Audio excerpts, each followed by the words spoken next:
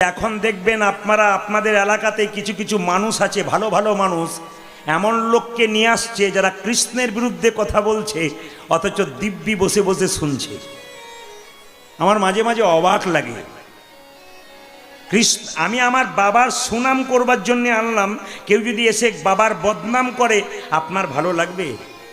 তাহলে ভগবানের সুনাম করার জন্য আমরা আনলাম, সবচাইতে লজ্জার ব্যাপার আপনার পাশাপাশি দেখবেন বদনাম করার জন্য নেকানা হয়।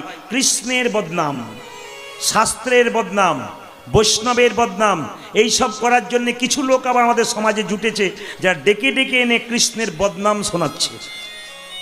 সবার কাছে নিবেদন রইল, আমার একটা মাত্র বক্তব্য, বাড়ি বাড়ি কৃষ্ণ ভক্ত সন্তান তৈরি করুন, হিন্দু সনাতন ধর্মকে জাগান। একবার যেন চিৎকার করে বলতে পারেন আমি হিন্দু।